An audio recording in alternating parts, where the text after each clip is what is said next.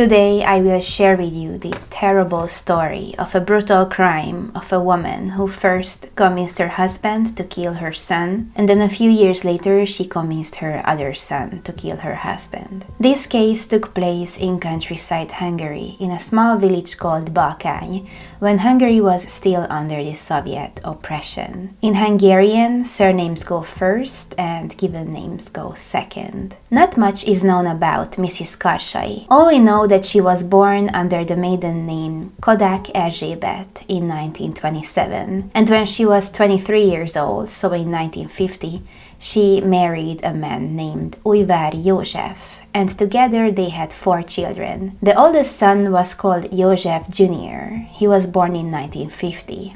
Then Miklós, he was born sometime between 51 and 53, and László, who was born in 1954. And we have no information on the 4th child at all. Unfortunately, this really wasn't a good marriage at all, because her husband was an alcoholic and violent man, not a good candidate for a husband.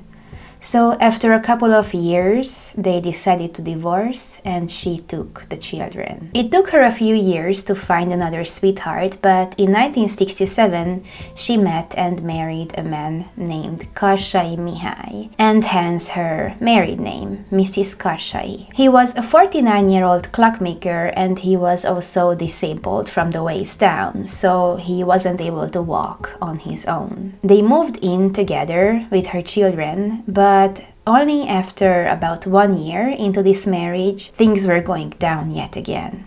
Though this time it wasn't the fault of the husband. It was that Mrs. Karsai's oldest son from her previous marriage, József, he battled with some pretty serious mental health issues. He was only 18 years old, but by then he spent most of his life in a psychiatric hospital. And whenever he was out, he just constantly got in trouble with law enforcement, and he even threatened to kill his family with an axe. This is obviously a huge burden on a family, and I am sure that there could have been way better and more humane ways of dealing with this problem. But one day, Mr. and Mrs. Karsai woke up and decided that they didn't want to deal with József anymore. They took matters into their own hands and figured that they would have to kill him. It was on the 21st of October 1968 that József got home after running some errands in another town. When he arrived home, Mrs. Karsai sedated him. She overdosed him on sedatives, either in the form of a drink or a food, and he passed out on the kitchen floor. When Mr. Karsai came and struck his stepson in the head with an axe. But they wanted to make sure that this poor innocent man was dead, so they also struck a pitchfork in his heart. And when it was for certain that he was dead, they decided to get rid of the body by chopping it up. But they didn't dismember it with a knife or an axe. They chopped his body up with a blunt spade. When that was done, they put his body into a portable tiled oven or stove kind of a thing. But obviously that cannot reach high enough temperatures to actually cremate a body. So at the very best, they just charred his remains and burnt it somewhat. And they didn't even really care that they did a terrible job covering up the crime scene. They just took out the remains of this oven, which then they sold to a family friend, which would then turn out to be the key evidence to solving this crime. After a few days, Mrs. Karsai went to the police to report her son as missing, and she really acted like a grieving, devastated mother. So the police just simply didn't investigate his case. Not only because Mrs. Karsai didn't look like a murderer, she was very convincing in her acting, but also because József was kind of an undesirable person in town because of his problems. So nobody went looking for him. They just assumed that he was now an adult, an 18-year-old young man, and he could just leave whenever he pleased. Soon after this, Mrs. Karsai's other son, Miklós, committed suicide, allegedly by hanging himself. And some people theorized that maybe he did that because he knew the truth about what happened to his older brother, and maybe he just couldn't cope with the burden of this secret. And remember that I told you that József's body couldn't really be cremated in that oven? Well, Mrs. Karsai took one of his bones, which she then threw into her other son's grave, the one that had just committed suicide. I don't really know what to say about that. That must be some kind of fucked up, symbolic,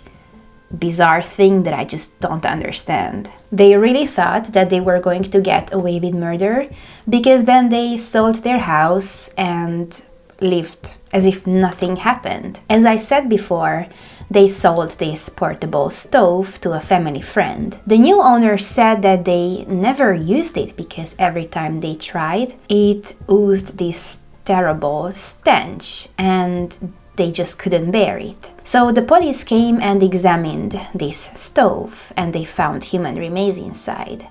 And they were able to identify it as the body of József. But wait, how did József's uninvestigated missing persons report turn into a murder inquiry? Well, after the first murder, Mrs. Karsai really acted like this terribly devastated, grieving mother. But life went on and almost 4 years passed until one day she woke up and she decided that she didn't want to take care of her disabled husband anymore either. So she hatched up an evil plan. She went and told her youngest son, László, who was then 18 years old, that József wasn't actually missing, but that he was murdered by his own stepfather years prior, and that they had to take revenge on him now. I guess she just forgot to mention the fact that she was the one who orchestrated it in the first place.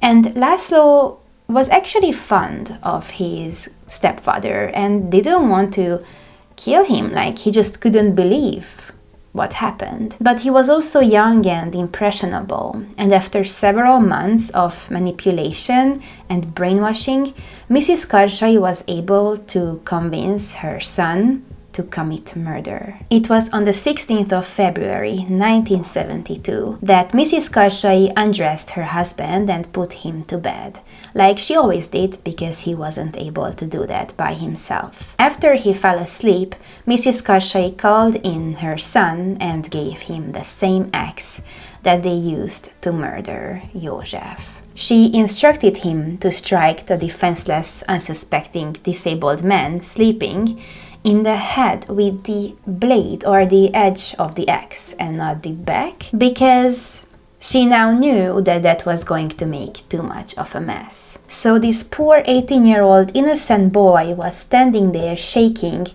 but he finally mustered up enough courage and he actually hit the sleeping man in the head. It wasn't strong enough, so Mr. Karsai actually woke up. He survived the first blow to the head, and he started screaming and begging for his life, but he was unable to escape and run away because of his disability. So László struck again and again until Mr. Karsai was finally killed. Consequently, they had to get rid of the body and clean up the murder scene.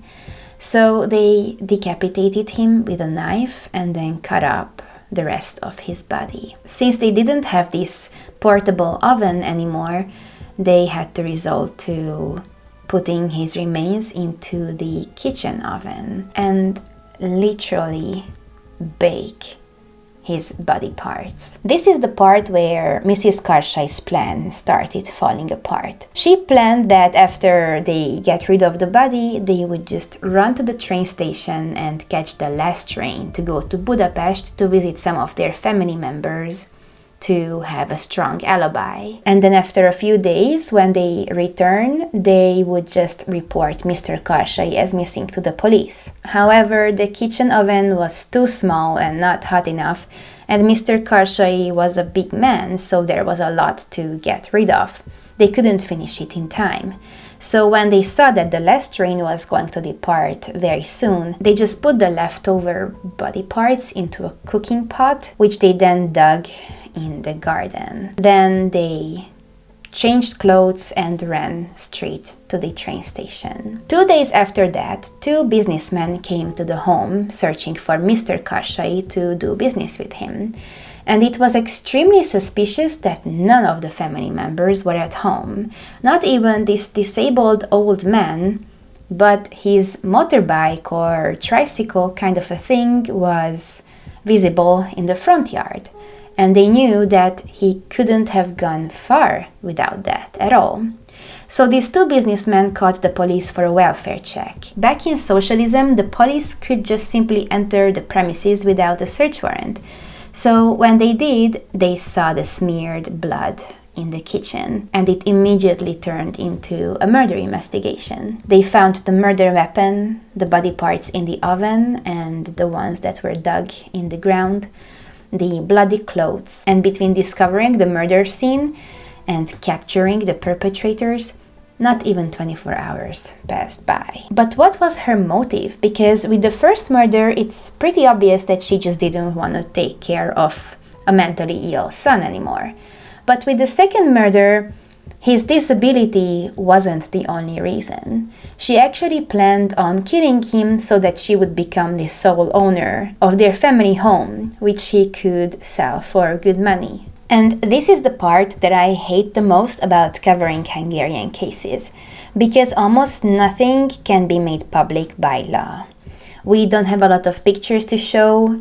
There isn't any information about their confessions, the investigation, or what went on during the trial. The next piece of information that I can tell you is their sentencing. Only 6 months later, on the 22nd of September 1972, Mrs. Karshai was indicted on 2 counts of first-degree murder for financial gain executed with unusual cruelty.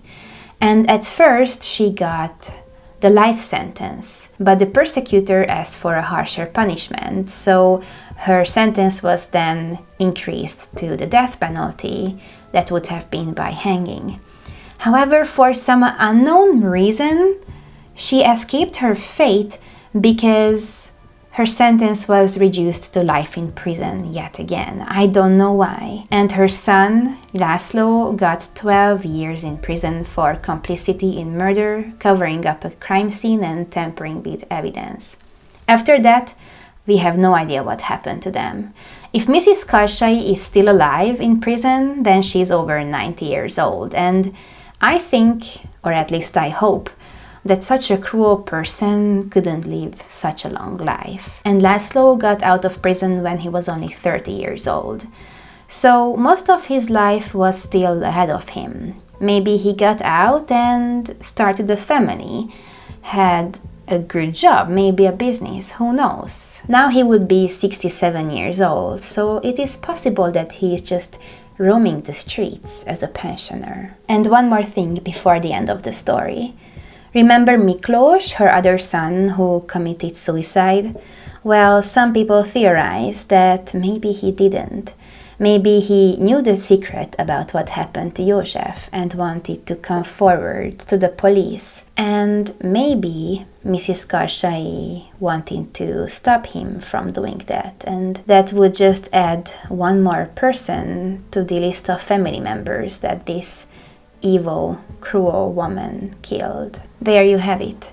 That was the story of a woman, a mother who, instead of giving life, she took it away.